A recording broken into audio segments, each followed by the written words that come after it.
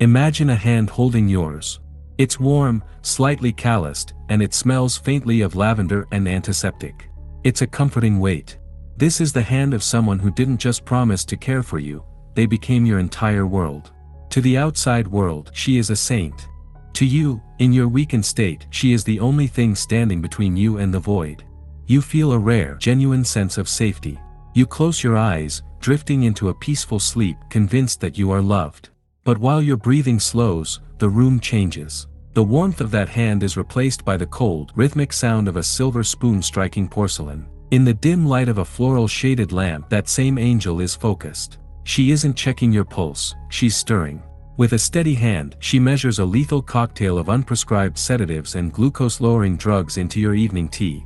There is no hesitation, just the quiet, methodical work of a woman who views your life as a series of numbers in a ledger. She leans over and whispers a lullaby, tucking the covers tightly around your chin.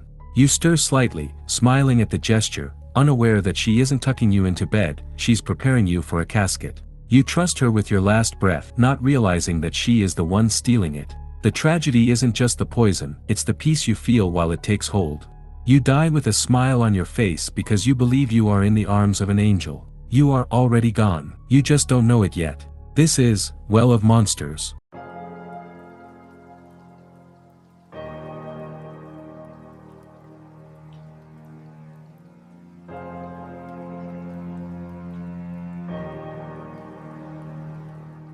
Elfriede was born in 1931, in a Vienna that was cold and unforgiving. Elfriede didn't need to look for monsters in the dark streets of Vienna. She lived with one. Her father was a storm of violence. In their house, silence was the only way to stay safe. Every time the door opened, the air turned to ice. He didn't use his voice to speak, he used his strength to crush. She spent her childhood watching her mother's spirit break. She didn't see a victim to be pitied, she saw a warning. She watched the bruises bloom and the tears fall, but she felt no sympathy. She felt disgust. She looked at her mother's trembling hands and made a cold, final vow: I will never be the one who begs. While other children were learning to play, Elfriede was learning to hunt. She saw that fear was the ultimate remote control.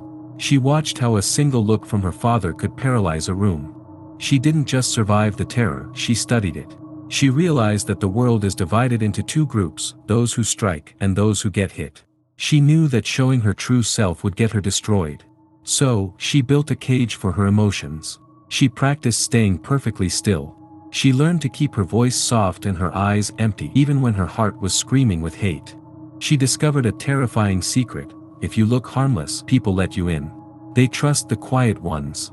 She didn't leave that home as a broken girl, she left as a finished weapon. She took her father's cruelty, sharpened it, and hid it behind the polite smile of a Viennese lady. She wasn't looking for a life, she was looking for a target. In the late 1960s, Elfriede was a woman looking for a way out.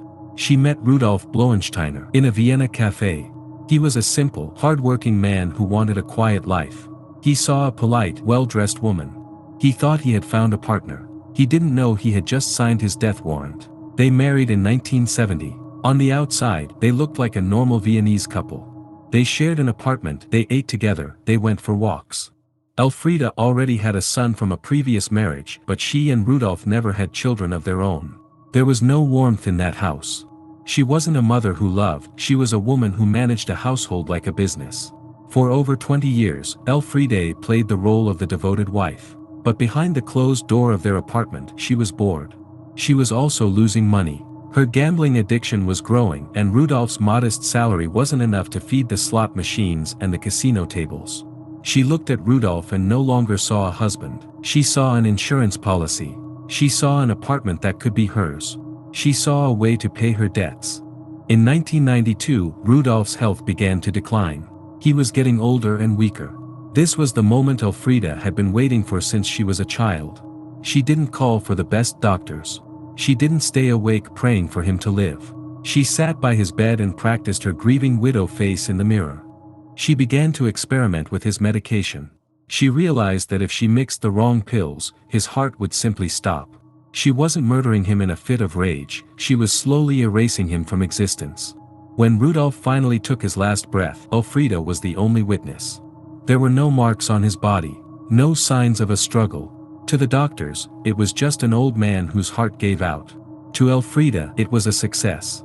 She inherited everything: the money, the apartment, the life he had built. She stood at his funeral, dressed in black, and no one suspected a thing. She had committed the perfect crime.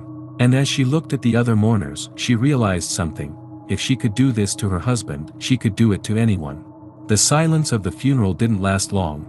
Rudolf died in August 1992, and within months, his bank accounts were empty.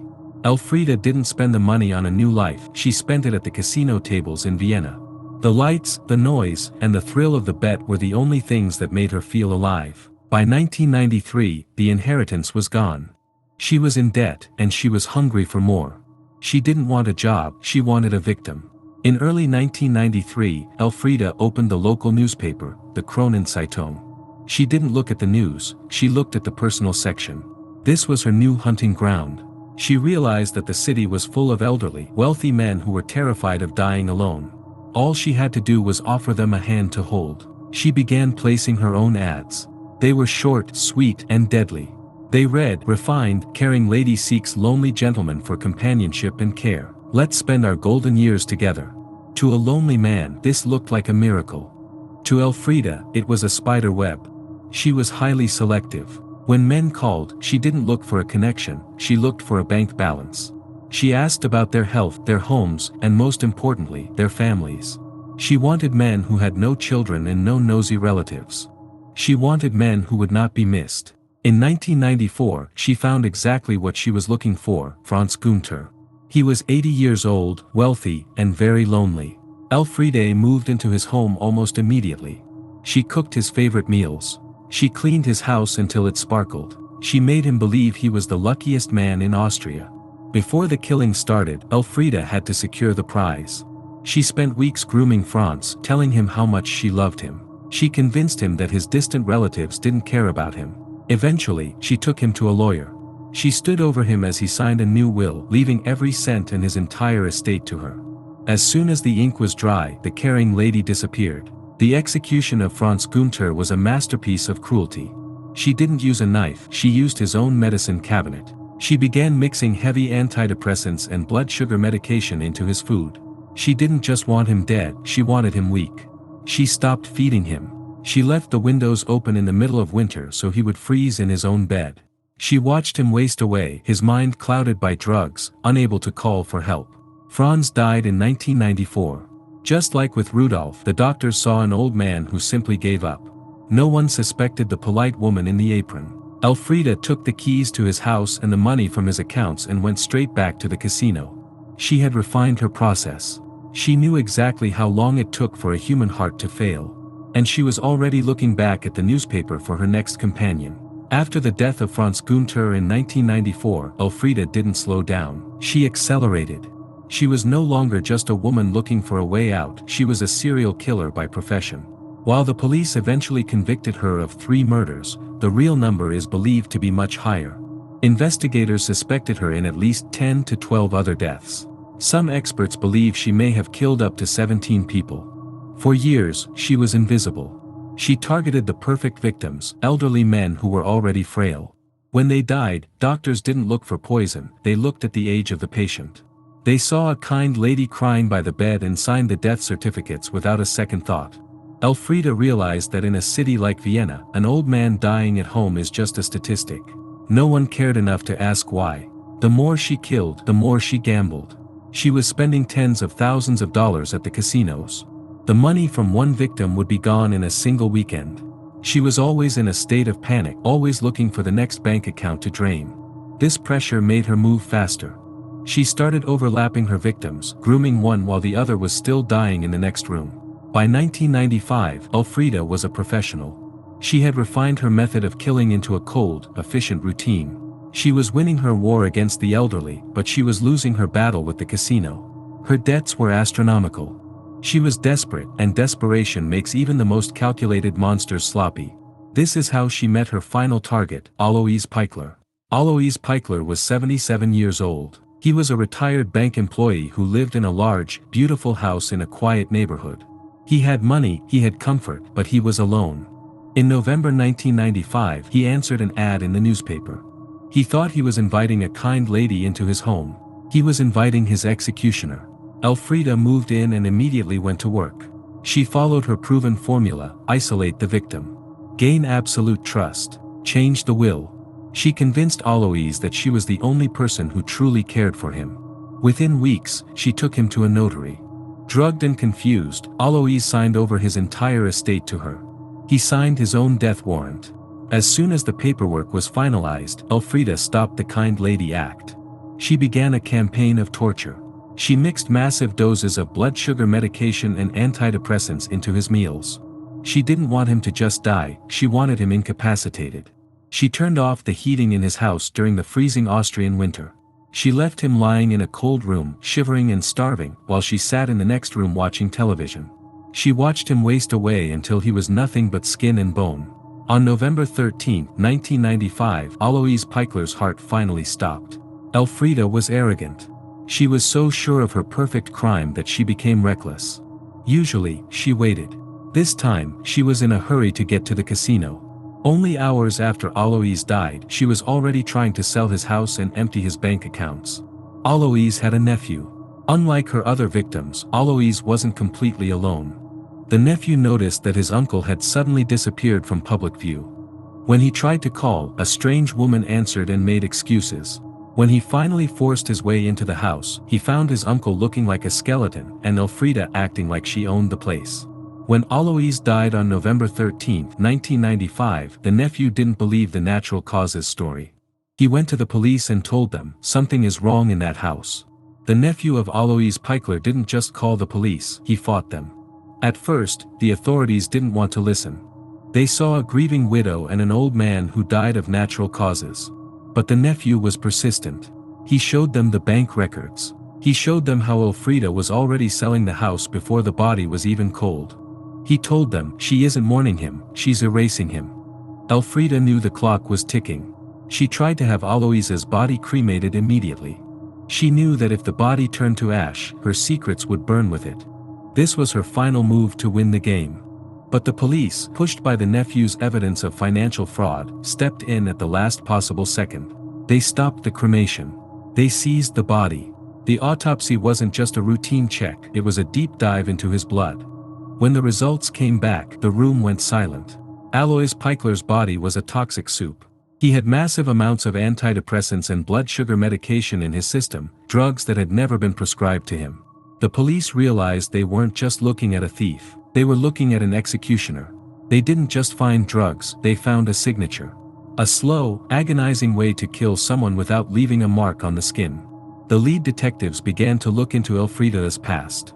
They didn't look at her as a grandmother anymore, they looked at her as a professional. They saw the death of her husband, Rudolf, in 1992. They saw the death of Franz Gunther in 1994. In every case, the story was the same: she moved in. The money moved to her. The man moved to the graveyard. 1 death is a tragedy, 2 is a coincidence, 3 is a serial killer. The police realized that the only way to prove she was a monster was to go back to the beginning. They obtained court orders for the most chilling part of the investigation, the exhumations. In the middle of the night, in the silent cemeteries of Vienna, the police began to dig. They pulled the coffins of Rudolf and Franz out of the earth.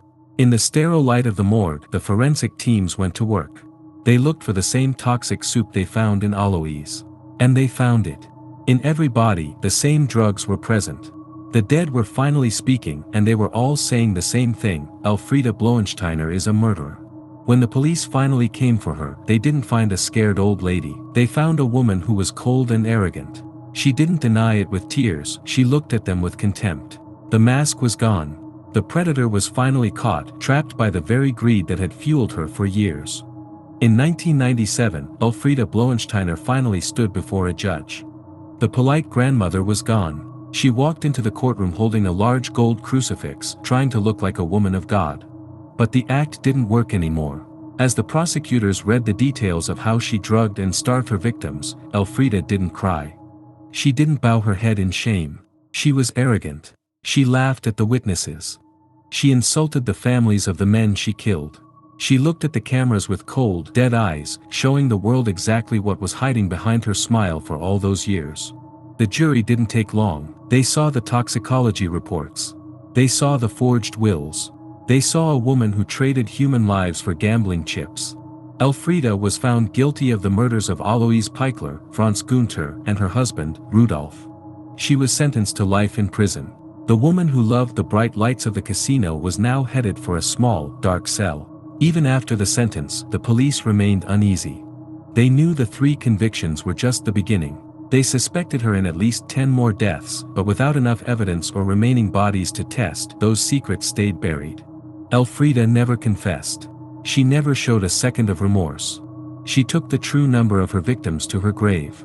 In 2003, Elfriede's health failed. She was moved from her cell to a hospital, the same kind of place where her victims had spent their final hours. She died of a brain tumor at the age of 72. She died alone, in a sterile room, with no one to hold her hand. She had spent her life hunting for money and power, but in the end, she left this world with nothing. This was the world of Elfriede Blauensteiner. A world of monsters. She spent her life betting on death, but in the end, the house always wins. Her game is over, but the archives are still full of monsters who haven't been caught yet. If you want to see the truth behind the masks that history tries to hide, hit the subscribe button and join us. Turn on your notifications so you don't miss the next case. Take care, and as always, I'll see you at the bottom of the well.